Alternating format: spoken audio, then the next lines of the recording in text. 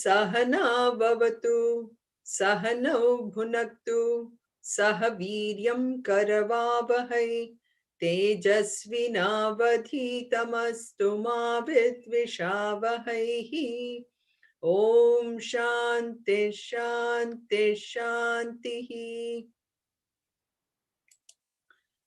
Om Parthaya Pratibodhitam Bhagavata Narayanena Swayam Vyasena Gratitam Purana Munina Madhye Mahabharatam Advaitam Vridavarshinim Bhagavatim Ashtadashadhyayinim Ambatvam Anusandadhami Bhagavad Gita Bhavatveshinim Namostu Te Vyasa Vishala Buddhe Pulla Ravindayata Patra Netra Yena Tvaya Bharata Taila Purnaha Prajwalito Jnanamaya Pradipaha Prapanna Parijataya Totra Vetraikapanaye Jnanamudraya Krishnaya Geetam Brudatuhe Namaha Sarvadharman Parityajya Mamekam Sharanam Vraja Aham Tva Sarva Papebhyaha Mokshayishyami Ma Shuchaha.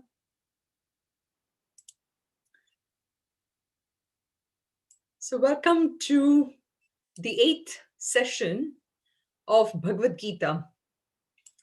As mentioned last week, in today's session, we are going to do a deep dive into the philosophical significance of the shlokas to see what is Gita talking to me. So chapter 1 is termed as Arjuna Vishada Yoga. I'm introducing this term for the chapter 1 for the first time because today was the right time to introduce this name.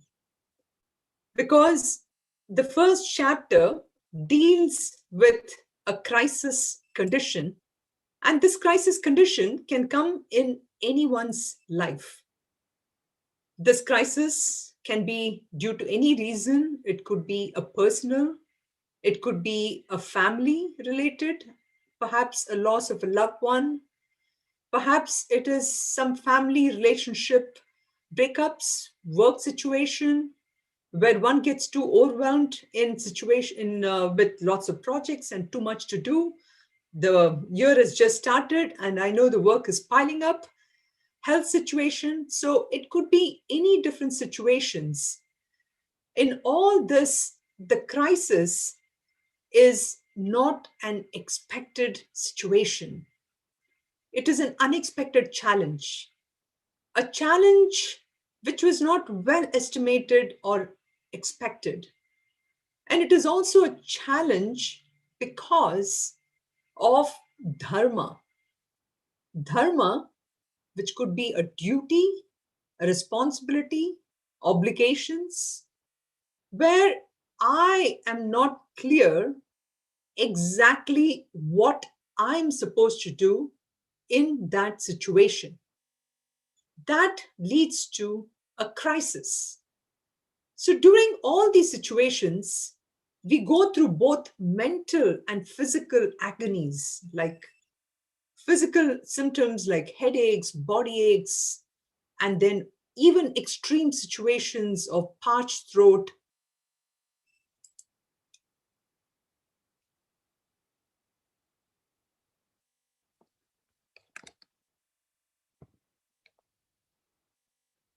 Parched throat and things like that. So in all these situations, what will help is this teaching, this Brahma Vidya. So before we come across any such situation, we should learn this teaching so that we can face this situation.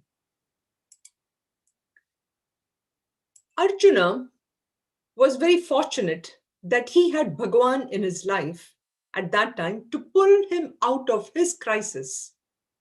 Now, all of us may not be fortunate enough where we have someone to tell what we should be doing when we face such crisis moments. So, the earlier we learn this, not only will this help us to get us out of crisis, but it'll also help us to understand truly what my nature is. What is my absolute nature? And knowing that, how do I get get out of a crisis? Of course, it's important to recognize, why do I get into this crisis in the first place? But if I have the knowledge and wisdom before I enter into any crisis, then I will not get so burnt out, or I will be in a situation where I can handle myself. So you see, in Arjuna's case, when it happened, he was also in a crisis, but he actually surrendered himself to that Lord, and Bhagwan was there to lift him.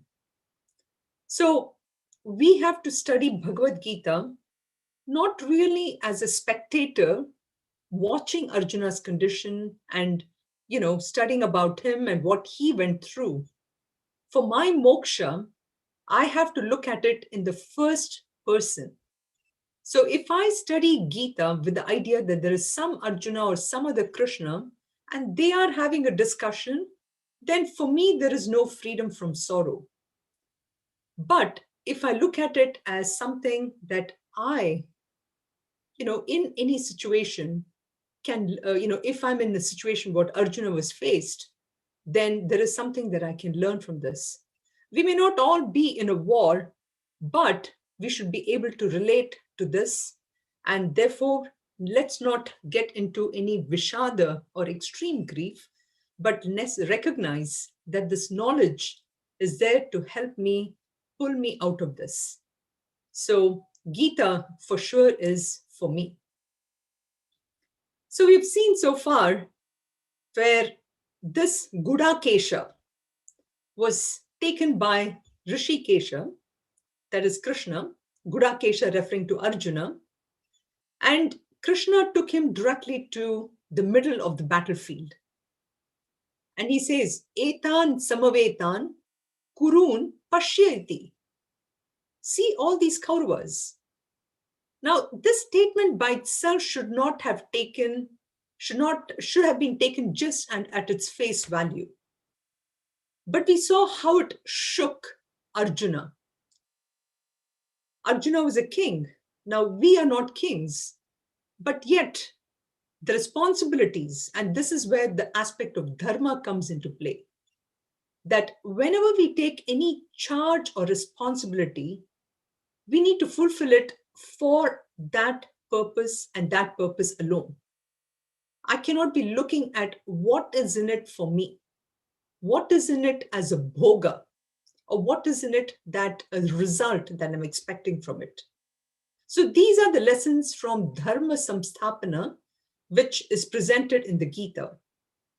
So when Arjuna said, Senayor Ubhayor Madhye Ratham Sthapya, somebody like great commentator like Madhusudan Saraswati, he says that if you have asked Bhagwan to do something, then expect Bhagwan to do the thing back to you in a way that it satisfies not just you, but the bigger picture. And therefore, when Arjuna asked Lord Krishna to take the chariot and keep it in the center of the army, he expected that he was going to see all those people who are the enemies for him, who are all friends of Duryodhana, that Durbuddhehe Duryodhana. That's what he was expecting. But what did Krishna do?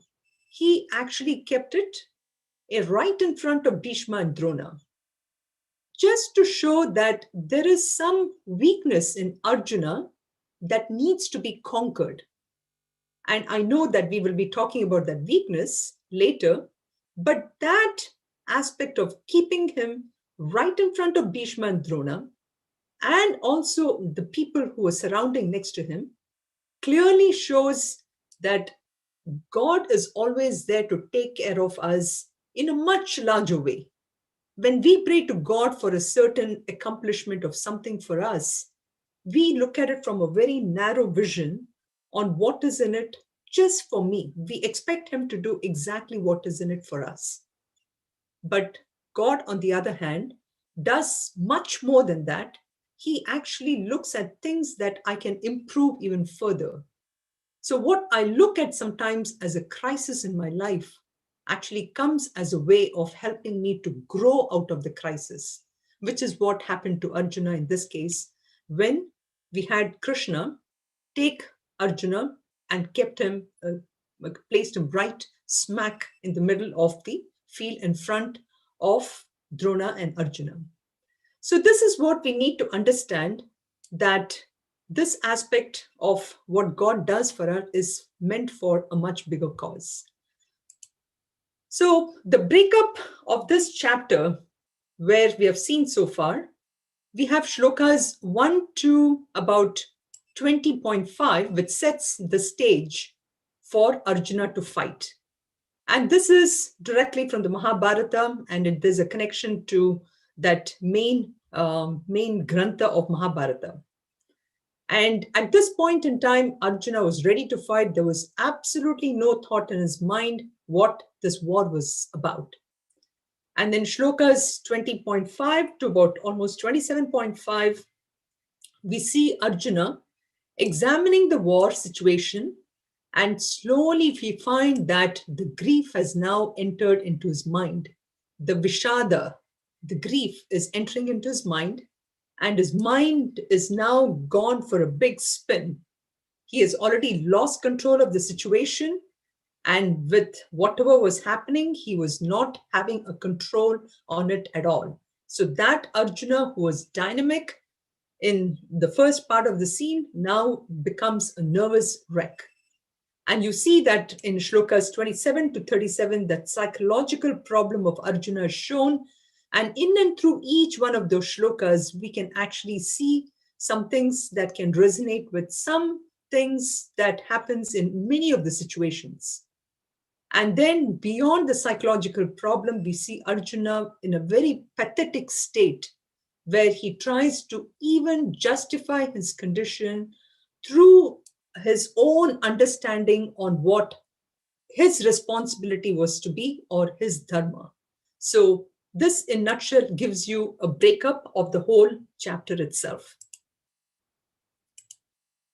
In shlokas 26 through 27, where we found that Arjuna, with Senayor Ubayor api tan samikshya, he sees very well in front of him what is laid out, which is the whole not just Bhishma and Drona, but he sees his entire army of all his relatives. And when he sees relatives, where it is said that Ubayor apitan samikshya, in both sides of the family, he's seeing nothing but only his relatives. And when he sees this, his heart goes out to me. And he says, Kripaya Paraya Vishtam. We will see that shloka again. But he becomes miserable. He thought he was showing pity on others, not realizing that he himself was in a pitiable situation. And he says out of grief, Vishidan idam vachanam abravit. This emotion, which Sanjaya glorifies as kripaya or pity, is actually a misnomer, because this word kripaya, which means compassion, is not really compassion for Arjuna, because for Arjuna, that same word kripaya actually translates to attachment. And you can see how in one very quick shot, by the words used by Krishna, now Arjuna has really become from a dynamic person to a very emotional person. And here, this chariot, which I wanted to, this is why I have this picture here. In this chariot, that buddhi, the intellect which is in us, which is keeping us stable, is represented by Krishna. And he is the Sarathi here. And he's the one who keeps the reins right, tight. And the reins are represented by the mind. And this allows the mind not to take over. And here, the mind here, you can see, which is how Arjuna is being represented. Mind is used here, but the control is with intellect. And you have Krishna, who represents that intellect, and that intellect should really guide the mind. And then that mind should control the senses. And only then the chariot will reach the right destination. Otherwise, the chariot will go here and there, but not reach the right place. So all our time, all our effort should be to empower this intellect. First, we need to study properly and clearly understand the Brahma Vidya so that our Viveka is always awake and that I don't do things without thinking. And then by Bhagwan's grace and by the Guru Parampara's grace, that coupled with this Viveka, we will be able to reach the destination that we wanted to go to. So this is something that this beautiful metaphor of chariot really helps us to understand the relation of how the mind and intellect in us works in order to keep us always alert. So you see Lord Krishna showing Arjuna about the people who are in front of him here. And when Arjuna looks at them, his attachment comes through very clearly, and he finds that they're all his fathers, his sons, his grandsons, his teachers, his friends. All of them are there ready to fight. And who were enemies before suddenly became his own relatives, and he sees everyone as his own relative. Now, this is where we find the mamatva, the extreme attachment born out of his own raga, his own likes, raga dvesha, if you will. All that comes into play. With his neck up all the way, everything that he sees is only his own people. So samiksha ikshanam, samiksha, which is closely seeing here, intensely seeing, when he sees each one of their faces, what happened then? He finds that a total transformation happens within him. And he says, Kripaya paraya vishtaha, vishidan idam abravit. We find that he's really overpowered by this thing called kripaya, where it's not compassion, but it is nothing but attachment. This attachment, as we said last time too, is really like a strong rope. And this rope, because rope is used to bind people, you see that attachment is also something which is almost like a bondage. We are bound by it. And by this binding, I lose my freedom. Now, what is truly my happiness? Where happiness is within me is not determined by me. I look for happiness outside, and it is determined by all these people with whom I have this problem of attachment. And so this word kripaya is really very well chosen here, because as such, if you look at it, this word kripa or compassion is really a word for a jnani. But in the case of Arjuna, because of his attachment, we see that it is more of, this word kripa is more of an attachment. And it's a weakness driven by attachment or raga. He was so overpowered by this attachment, and therefore you see Krishna addressing him more as Partha. In earlier time, he was addressed as Pandava and, Kapidwaja and so many other words, but here the word Partha indicating more of an emotional tone here. And so now you see that Arjuna is now transformed rather, not from, he's no longer this brave soldier, but he's more of a samsari. A samsari is one who is bound by the samsara or the world through his own likes and dislikes, through his own attachment. And so he is now a samsari. And we see that such a person, this is now the first stage of an introduction for such a person, where he becomes, he is dropped from a role of a soldier into a samsari, or a person who has now driven more by his own likes and his dislikes. And in this whole phase of Bhagavad Gita, we will see how Arjuna gets transformed from a soldier to a samsari to finally a disciple. Shishyasteham shadimam tuam prapannam, that will be something. And it is at that time that the true message of Gita really starts. Now, what made Arjuna really break down? It was, of course, it was attachment, but suddenly in his mind, he could really visualize all the great things that his teachers had done for him. And it was all just in his mind as a picture, as a flashback, they all came to him. And he suddenly imagines this life without them, and how his mind, what would he do without them? Because he knows that he being in the side where Lord Krishna is, that the people on the opposite side are going to be killed. So just this imagination alone made a big change in Arjuna's mind. So you see, this is another form in which, when such a crisis dawns, it can create imaginations in the mind, and the imaginations are more killing than the actual killing itself.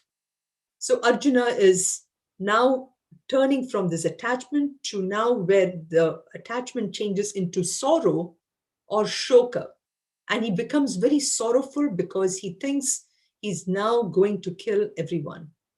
So that confusion, along with this aspect of imagination, is now changing slowly into moha. And we'll see all this in the verses from 26 to 28. We saw this problem of the likes and dislikes, of raga, which is the first symptom.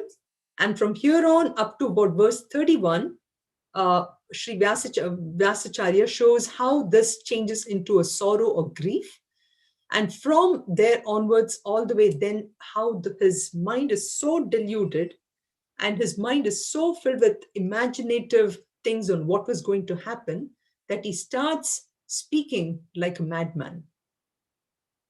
And this is what we saw in 28 last time, where he says that now he, having seen all the people, he now starts to say that he doesn't want anything to do with the war. And that is what you saw in the next few verses here. You will see also further that not only does he want any result from the war in this janma, which is drishta phalam, but he doesn't even want something in the future, adrishta phalam. Adrishta phalam is here and hereafter.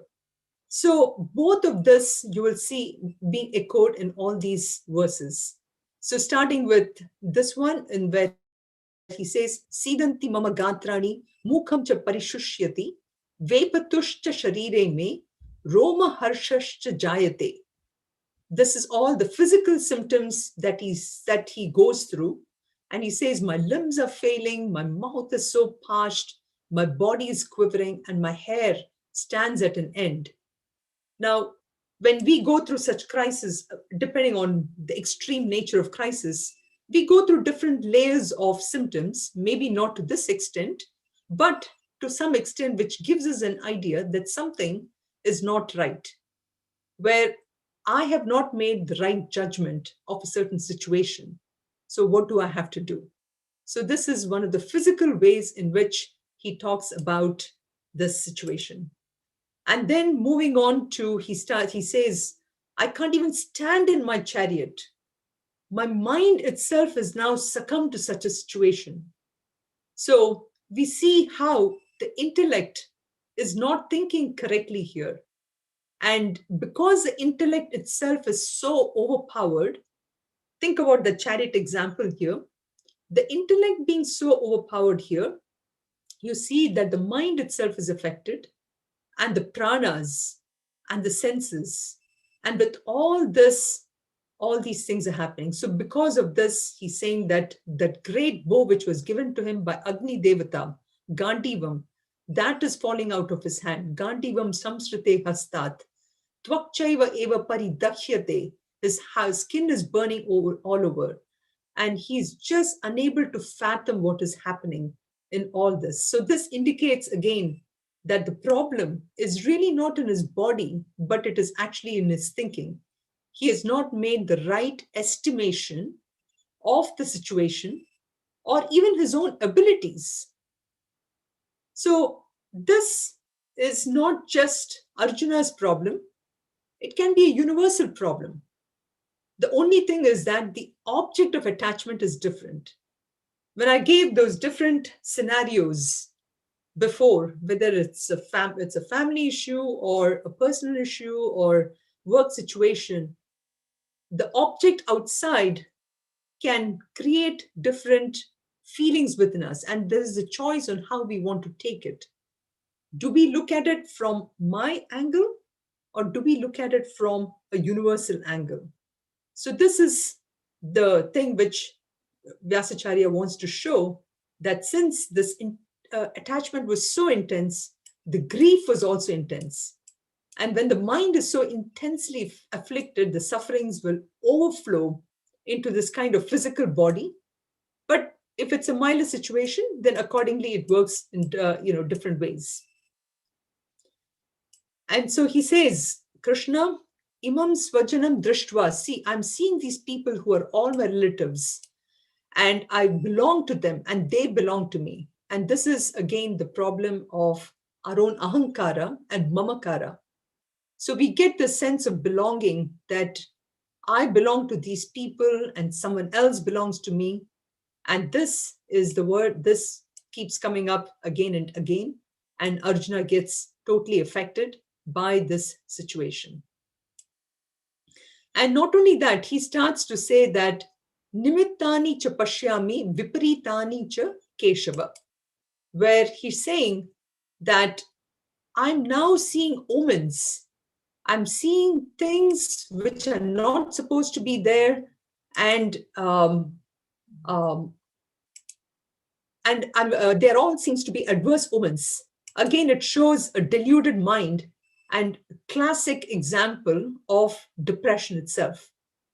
And again, this is also another example of the way his own raga dvesha mind is working to show. And he starts to think about, okay, what am I doing?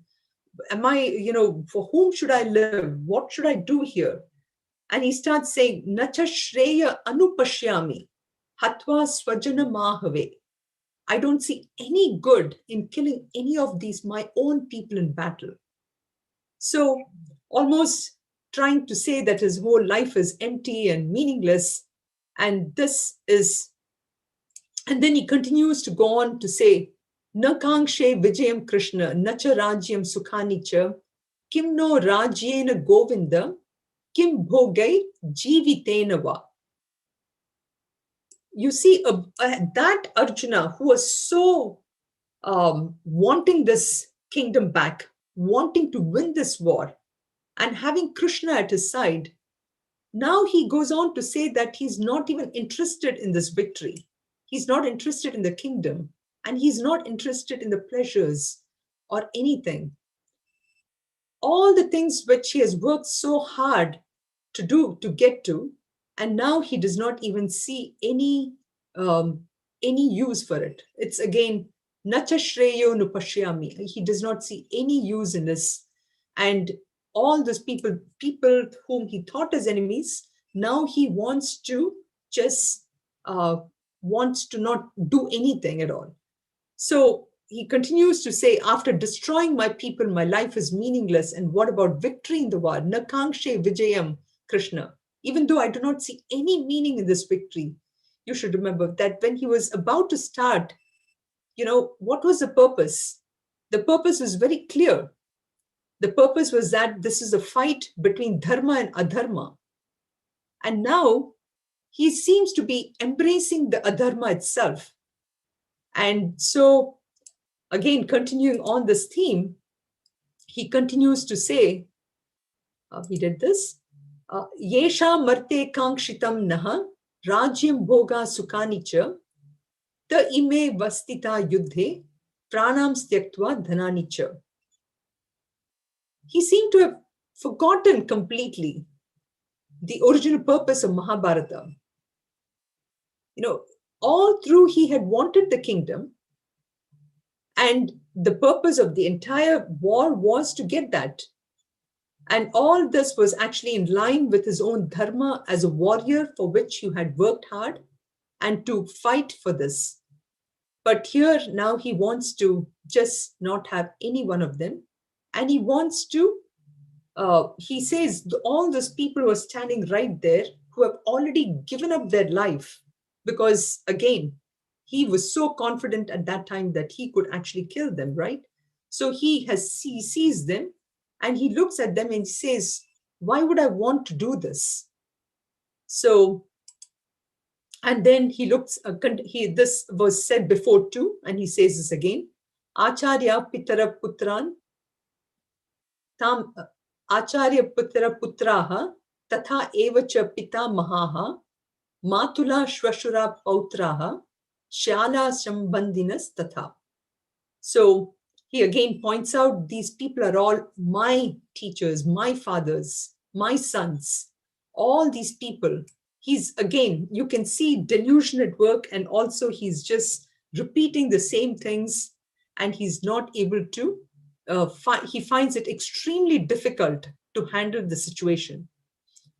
So, and then continuing on, he says, Etan hantu michchami gnatopi madhusudanam apitrailokya rajyasya heto kim nu mahi krite.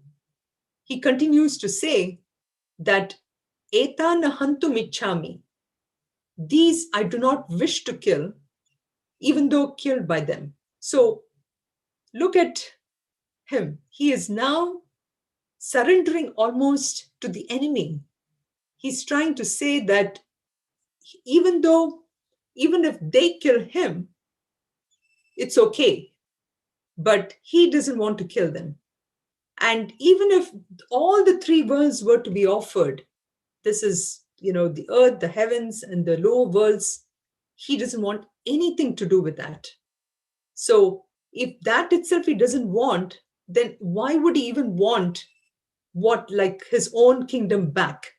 So he is just totally now shattered, and he's just talking as if he's just doesn't know what he's even talking about.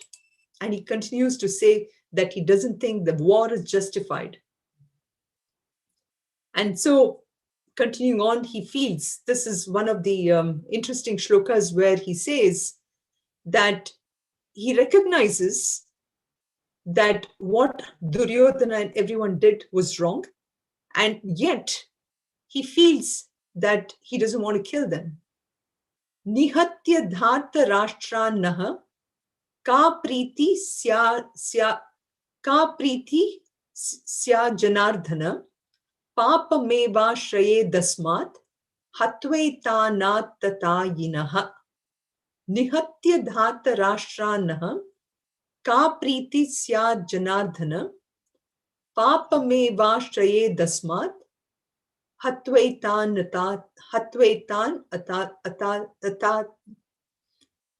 papameva ashraye tasman hatva etan atatayinaha. So you can see that killing these people of the Dhritarashtra, he starts to ask, what pleasure can be ours, O Janardhana? Sin alone will be our gain by killing these wretched felons. He says, if you remember, back in one of the shlokas, you had Dhartarashtrasya Durbuddhehe Priyachikir Shavaha. He called Duryodhana as a Durbuddhi. Okay? But he's now completely forgotten that he had even called him Durbuddhi. And now he's asking, what are we going to do by killing these Kauravas? Hey Janardana, hey Krishna. And he continues to tell Krishna by calling him Janardana. Janardana means Dushta Janan Ardhayati, the one who destroys Dushta Jana. He says, hey Janardana, you do not have a problem because you have to kill only the Dushta Jana. But I have to kill all my relatives. Your job is easier, but my job is very difficult. And therefore, I will not take to this war. So you can see Arjuna's mind is getting even more worse. Until now, Arjuna's problem was only grief and depression. It was a problem of just the sorrow, okay, which was overwhelming him so much. But from this verse onwards, Arjuna now gets into a problem of extreme delusion. In this deluded mind, he starts to make a wrong judgment, and he has this misconception of what is dharma and what is adharma. So this is really the third symptom of this whole samsara, where our whole aspect of raga dvesha takes us to. So up to the previous shloka, the 35th shloka, he had only the problem of sorrow. But from now on, you see how his mind works even more stronger in a more extreme fashion. So by this whole aspect of this delusion. So what do we mean by this word delusion? Delusion is really looking at what is my right duty, what is dharma, looking at that as adharma. And whatever is adharma, looking at that as dharma. So here in this particular shloka, where he says that killing those sons of Dhritarashtra, those are the people who have done so much of harm to him. And that is what the word atatayinaha actually refers to. He is not able to understand that this word atatayinaha refers to about, there are 6 things which really is used to classify people who is an atatayinaha. They are people who set fire to the house of another person, or they are people who poison somebody else, or with sword in hand when they go to kill or murder, or somebody who steals somebody's wealth, or somebody's wife, or somebody's land. All these things the Kauravas have done to the Pandavas. And yet, Arjuna, in his deluded mind, doesn't even recognize that. And he says them as the sons of Dhritarashtra. No more is he the Durbuddhe Duryodhana, but now for him, they are all people who are sons of Dhritarashtra, almost to say they are my own cousins. How can I kill them? So you see how his mind, he has changed from looking at what is dharma into an adharma, and he's trying to justify his actions by saying that this will not take him anywhere. And so he says, Tasman narha vayam hantum dhartarashtran svabandhavan.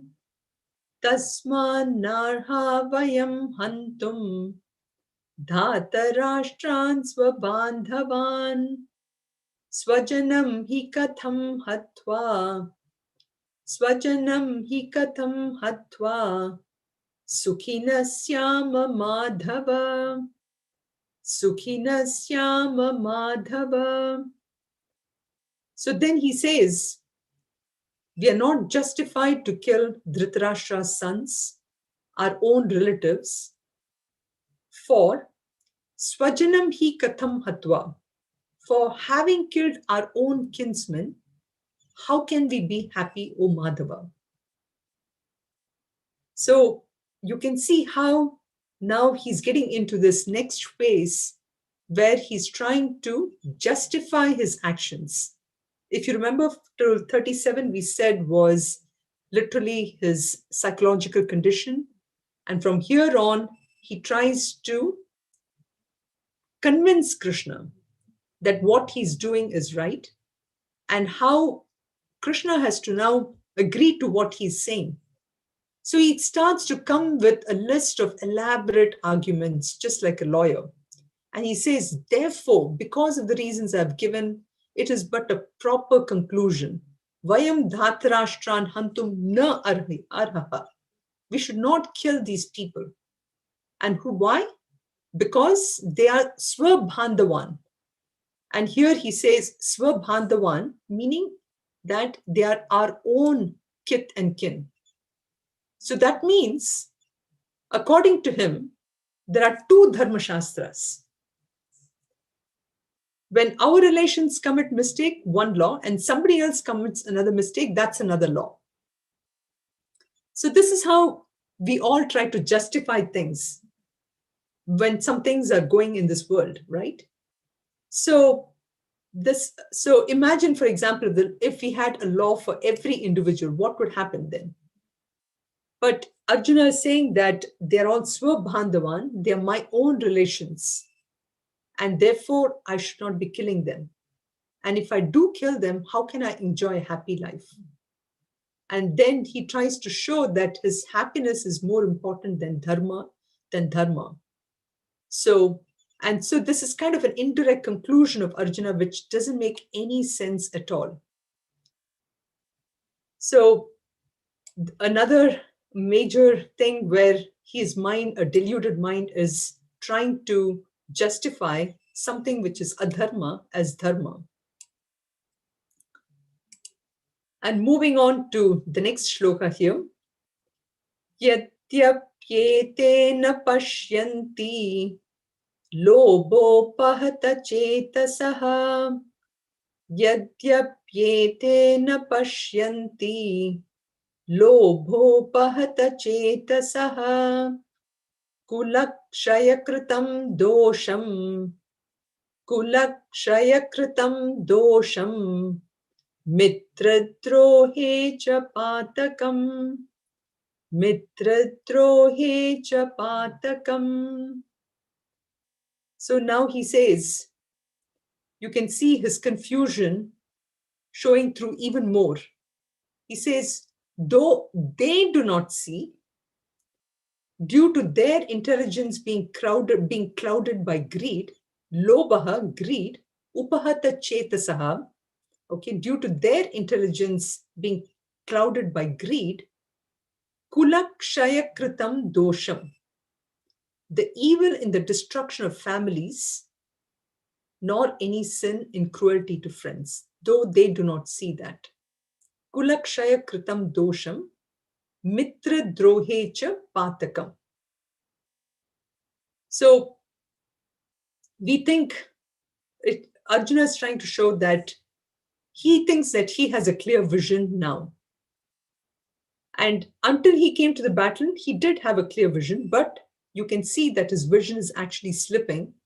But by showing that they do not have the vision, he's trying to show that he is pretty clear and very clear in what he's trying to say. So this is again another way that we try to justify our actions. This is also many times a universal problem. Even when we make wrong judgment emotionally, we think that the whole world is confused, or 50% of the world is confused. And we are the only ones who really know what the right thing is. So this is again the power of the mind. When the mind is deluded or confused, it is so powerful that it begins to cloud the intellect. And not only does it do that, instead of fighting the mind, the emotional mind, the intellect will even join the mind here. So we know this. if I cannot fight a person, join the person, right? And this is a classic example of smokers, for example. If you do not smoke a cigarette, how will the company, we try to justify saying, how will the company which makes the cigarettes really survive? Again, with many different things that we see. What about any of the apps on the phone, for example? If you want to say that I'm going to take Facebook off my phone or something, then somebody will say, okay, well, Facebook is good for some other things, right? So each and everything has its own justification, and it's the choice that we make on how we want to hold on to it based on clear and rational thinking. So Arjuna also starts to say that, even though Duryodhana may be confused, he is pretty clear in what he's doing. And therefore, his argument is, let us just drop this war. And if we drop this, and then everyone is going to be happy. Therefore, he say, etena pashyanti, okay, even though they do not see. And you can see Krishna here is probably still very silent, waiting for him to finish his talking. And this is why you see Arjuna trying to talk more and more and more, and trying to get himself into a hole which pretty soon you will see how he finds it difficult to get out of, right? So continuing on to the next verse here. Katham najneyam asmabhihi papat tasmani vartitum. Katham najneyam asmabhihi papadasmani vartitum. Kulakshayakritam dosham. Kulakshayakritam dosham. Prapashyadbhijanardhana. Prapashyadbhijanardhana. Kulakshayakritam dosham. Prapashyadbhijanardhana. So he continues on, where he brought this aspect of Kula. He starts to say, Katham na jneyam asmabhihi. Why should not we learn to turn away from this sin? So he thinks it is really a sin by killing the opposite army. And so he calls that, why should we not learn to turn away from this sin? Papat asman nivartitum. Kulakshaya kritam dosham. The evil in this destruction of families. Kula, which is a family. Kshaya, which is a destruction. Kritam dosham, the evil in that. Prapashyadbhi janardhana. Because we can see it, right? O Janardhana. If we can see it, why don't we learn from this and just stop this whole war? So you can again see the whole aspect on how he's trying to bring the family here and trying to show that we need to withdraw from such a evil action. So what is this Papa he's referring to here? He's saying that this war will involve the destruction of the entire lineage. Kulakshaya rupat papat nivritti, that is, withdrawing from such a sinful action is needed at this time. So he tries to plead to Janardhana, hey Janardhana, please, please, can we just go back? Can you just take this chariot away from here? But Krishna sits quietly, neither is he ready to cooperate, and nor is he going to reject him. And so unless the other person is a receptive mood, he can stop, right? And so he decides that he's not going to stop at this point. And continuing on, the last shloka for today. Kulakshaye pranashyanti kuladharma sanatanaha. Kulakshaye pranashyanti kuladharma sanatanaha. Dharme nashte kulam kritsnam. Dharme nashte kulam kritsnam. Mat adharma abhibhavati uta. Adharmo bhibhavatyuta. Adharmo bhibhavatyuta. Dharme nashte kulam kritsnam. Adharmo bhibhavatyuta. Dharme nashte kulam kritsnam. Adharmo bhibhavatyuta. So kulakshaye pranashyanti. Owing to the destruction of a family, again continuing from the previous shloka, he's trying to show that if we destroy a whole family, then that will lead to the perishing of the religious rights of that family, the immemorial, something which has been continued for such a long time. And dharme nashte, from the destruction of that aspect of killing that tradition, now the whole family will be overcome by impiety, or the aspect of them not having followed a certain religious tradition. So Arjuna is explaining this whole consequence of family destruction. That when there are no healthy families in a society, there's no family life, there's only broken families, and then what will be the consequences in this whole society? And he wants to show that without the whole family being there, how can dharma ever be sustained? If dharma is not there, then religion cannot grow and the culture can never sustain itself. And even spirituality is just not possible. And so he's trying to bring about this aspect of, because of an entire family destruction will lead to a complete change in the society's framework itself. So with this, he's trying to show the aspect of family traditions and everything being lost. And when we continue next week, we'll address a few other important aspects where he's trying to justify to Lord Krishna. So with that, we'll stop here. And hopefully we should be able to complete this next week, with wrapping up also with the little aspects on how this whole thing ties to the second chapter itself. If you have any questions, you can send it to me, or if you need a copy of the presentation, you can let me know that as well. Sarve bhavantu sukhinah, sarve santu niramayaha, sarve bhadrani pashyantu, ma kaschid dukkha bhag bhavet. Om shanti shanti shantihi. Om Purnamada Purnamidam Purnat Purnamudachyate Purnasya Purnamadaya Purnameva Vashishyate. Om Shanti Shanti Shantihi. Harihi Om Shri